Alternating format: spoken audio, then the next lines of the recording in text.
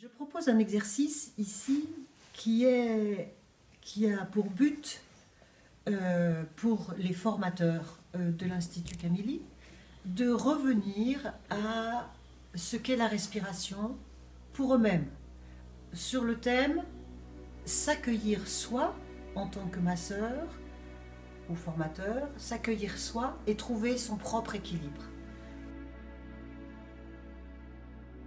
Je cherche les mots pour dire mon ressenti et j'ai bien du mal de les trouver. Pour moi, ce que tu nous as proposé, Christine, c'était vraiment explorer d'autres champs de conscience, quoi. Comme si c'était, j'ai entendu le mot âme et c'était un petit peu comme si c'était mon âme, redonner à mon âme les commandes. Et en fait, je ne sais pas quel champ de conscience j'expérimente et je les vis dans l'instant présent, comme si l'espace-temps prenait une autre dimension que celle qui m'est habituelle au quotidien. Les mots qui reviennent souvent, c'est écoute, confiance, sécurité, ce qui permet une ouverture et une transformation. Parce que dans cette ouverture, il y a une possibilité de transformation, de regarder la vie autrement et de lâcher mes peurs. La respiration comme mouvement de vie qui est propre au massage sensitif, c'est l'attention détente. Mais vraiment, moi ce que je prends conscience, c'est cet accent du mouvement de vie dans la respiration qui permet toute une créativité, tout un flux qui n'est pas anticipé par le mental, mais qui est vécu dans l'instant présent par la personne, par le massé, mais avant tout par le masseur, qui lui-même, s'il est dans sa propre respiration, mais pas au niveau d'un mental, mais dans un flux vécu par le corps, permettra, plus le masseur sera dans ce mouvement de vie intérieur à lui, sa propre respiration, plus le massé pourra s'emparer du sien et vivre son histoire. L'idée aussi, c'est d'observer qu'est-ce qui respire en nous, qu'est-ce qui respire en soi, d'avoir cette hauteur pour en même temps observer ce qui s'ouvre à l'intérieur, être à la fois à l'intérieur et à la fois être observateur de ce qui se passe en soi. C'est comme s'il y avait une seconde âme, une seconde vie, où on peut à la fois être et observer ce que je suis. Le massé est dans sa propre respiration et peut-être dans son axe, puisque ça peut être l'axe vertical. Si l'axe est horizontal, ça peut être intéressant aussi. Et si je suis connecté, si le massé est connecté, peut-être il peut y avoir une connexion. Si les deux sont connectés, si les deux sont reliés, si chacun est relié, il peut y avoir une reliance. Dans ce qu'Alexis a pu dire, c'est la question de l'axe qui m'intéresse, qui m'a interpellée en fait, puisque dans la méthode Camilli, dans ce que nous pratiquons, c'est ces changements d'axe possibles, permanents, qu'ils soient physiques ou physiologiques ou psychiques, qui viennent se mêler à la danse du corps. Et on voit bien, et là c'est l'entre-deux de Marie-Françoise dont elle parlait qui vient parler éventuellement de tout ce changement-là, d'un axe qui est de l'ordre de la pensée et du sentiment, qui se transforme dans cet axe de l'intuition à la sensation. Et tout à coup, autre chose est possible pour avancer. Et dans ce massage sensitif, c'est souvent ça qui se passe. On passe des pensées dans le vide de ce dont tu parlais, et puis tout d'un coup, il y a quelque chose qui bouge, qui change, et qui rend possible de se vivre intuitivement dans sa propre sensation, mais aussi qui laisse du coup la place à cette autre chose dont parlait Alain, qu'il n'arrive pas à décrire, qui serait le soi, avec un grand S peut-être, cette individuation de l'être. Donc, toujours à partir de ces bases fondamentales du massage sensitif, d'être dans ma respiration, ou d'être moi respirant en synchronisation avec l'autre qui respire, qui est respirant, être aussi dans la synchronisation de la respiration quand l'autre parle. Comme ça, je ne suis pas pris par les paroles de l'autre, je suis en connexion avec lui qui respire et moi qui respire. Je crois que ça donne une dimension très très forte à l'écoute. Ce qui est important, c'est de pouvoir dire « je suis un corps » et non pas « j'ai un corps ». C'est là où le corps se raconte sans trouver les mots, parce que les mots passent par la pensée. Et le massé va dire « je ne sais pas comment le dire, Oui. je sais pas, j'arrive pas à trouver les mots. Il y a quelque chose. » Et c'est quelque chose qui est entier. Et moi, il m'arrive souvent de travailler pendant le mouvement, pendant le massage, de travailler avec la parole qui va venir ou pas. Et je peux voir combien il y a de respiration entre chaque mot, de grandes inspires et de grandes expires, comme si le corps cherchait l'inspiration. Le massage sensitif, il y a aussi cet aspect-là de sécurisant que le massé vient chercher pour pouvoir explorer quelque chose à l'intérieur de lui, pour pouvoir aller dans des directions où il ne va jamais, dans sa propre liberté intérieure. Tu y viens, on t'invite, tu y trouveras quelque chose, c'est certain. Quoi? Je n'en sais rien et j'ai même pas besoin de le savoir. Et ta zone de confort va peut-être changer de forme, changer de taille. Et à chaque étape, on peut faire le même travail pour permettre d'avoir une zone plus confortable à la fin peut-être. C'est le fait d'être accompagné qui nous met en sécurité et qui nous dit quelque part « vas-y, tu peux y aller ». Et de cette manière-là, il y a quelque chose qui s'ouvre, qui se détend et quelque chose d'autre peut émerger. Quelque chose de soi peut émerger. Comme tu dis si bien, Miguel, on se quitte tout le temps. On se quitte dans notre société, dans nos tâches, dans nos rôles. Voilà, dans nos rôles respectifs. Le fait de ne pas être entraîné à être dans la conscience de soi respirant fait qu'après, dans la vie, dans les événements de la vie, soit les événements traumatiques, soit les événements enrichissants, on ne les intègre pas parce qu'on ne les respire pas. Et au contraire, on bloque la respiration, surtout quand c'est quelque chose émotionnellement difficile, on bloque la respiration et on ne peut pas faire face. Si on respirait, on pouvait faire facilement face aux événements.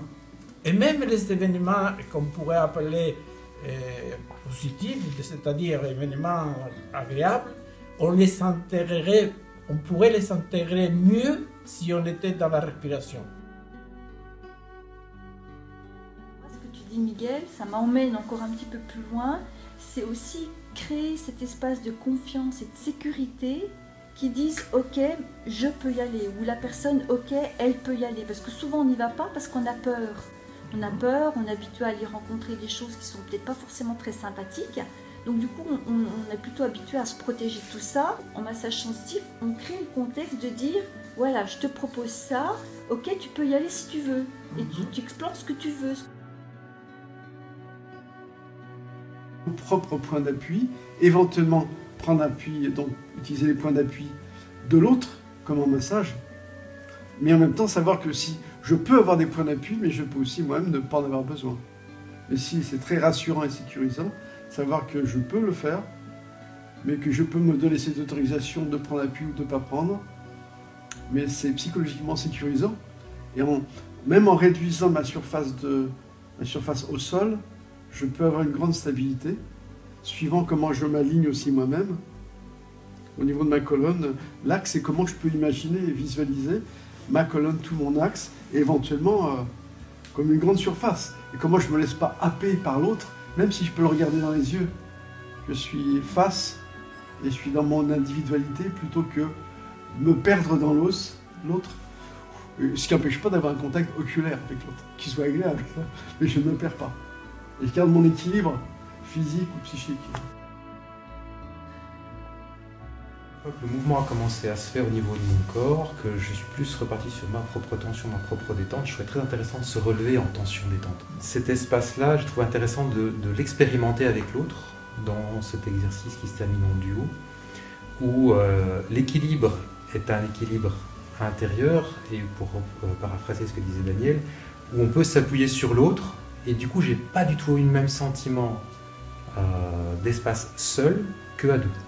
Parce que justement, le fait d'avoir un partenaire, ça me permettait de pouvoir trouver un autre équilibre ensemble, qui n'était pas le même que celui que j'avais seul. Donc je pouvais choisir entre mon équilibre intérieur ou partager cet équilibre avec l'autre. Quand le masseur est vraiment dans sa respiration profonde et qu'en plus il est dans sa synchronisation avec la respiration du massé, c'est vraiment puissant. C'est une présence profonde à soi-même en tant que masseur et après une connexion avec les massés pour lui permettre d'être dans la conscience profonde de soi-même qui est la respiration et qui est la vie. On prend de l'autre sa respiration, son rythme. Oui. Et en fait, on est en même temps libre et en même temps pas conditionné, c'est pas le bon mot, c'est invité à apprendre ce qu'il y a à apprendre.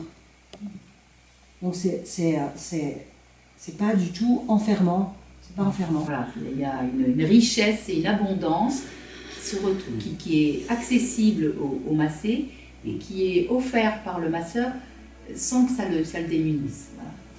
La parole du masseur, la demande de la personne massée est aussi est un point de départ pour savoir mais d'où part la personne et qu'est-ce que moi en tant que praticien je peux lui proposer comme contenant pour avoir un peu une idée de qu'est-ce que la personne elle attend. Est-ce qu'elle se sent bien dans ce contenant, dans ce qui est contenant, ou est-ce qu'elle a besoin d'aller au-delà du contenant pour aller faire d'autres expériences? Où est-ce qu'elle en est?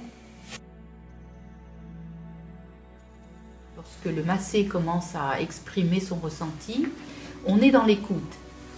Mais quelque part, cette écoute-là doit aussi s'accompagner de la respiration, de manière à trouver une distance qui soit juste, ne pas essayer de capter tout ce qui pourrait émaner du massé, mais de trouver une respiration, quelque chose de fluide pour laisser aussi cet espace-là au massé et garder en même temps le nôtre. Parler d'aller chercher de l'espace, d'aller à l'ouverture.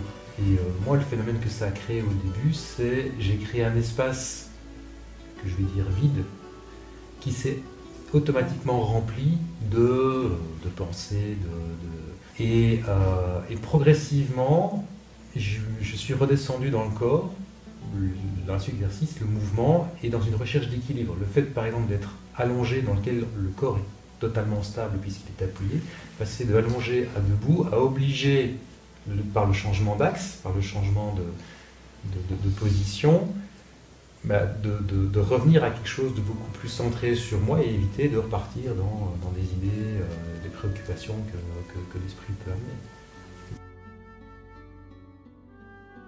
Je me suis rendu compte de cet exercice, donc d'une part sur l'inspire et puis l'expire, fondamental là, pour le sensitif, eh bien ça m'a amené, moi, à découvrir que dans mon espace intérieur, j'ai j'ai quelqu'un d'autre, j'ai quelque chose d'autre. Je ne sais pas comment exprimer ce quelque chose, c'est difficile à trouver des mots.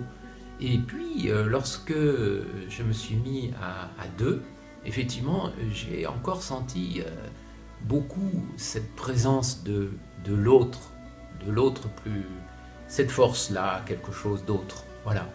L'équilibre, pour moi, c'est quelque chose d'important. Cette capacité à intégrer le fait que nous sommes respirants et que cette respiration, dans sa tension, dans l'inspire et dans cette détente de l'expire, va permettre au corps de venir s'ancrer complètement dans le sol, dans l'expire, et venir alléger quelque chose pour pouvoir se déplacer. Et quand je dis se déplacer, ça permet à l'autre de se déplacer aussi psychiquement, on dirait, et de venir se replanter dans lui-même avec l'expire, refaire le point de tout ce qui l'habite. Premier point d'appui puissant de notre démarche en tant que masseur ou dans les massages sensitifs, c'est le point d'appui de la respiration. Si le masseur il est bien centré en lui en tant que respirant, et après il synchronise avec les massés, à partir de là, le massé se sent dans un point d'appui qui le permet d'aller plus loin. Une fois que le corps est habitué au massage sensitif, c'est que tu retrouves tout de suite quelque chose de profond. Voilà, c'est ça, quelque chose de profond.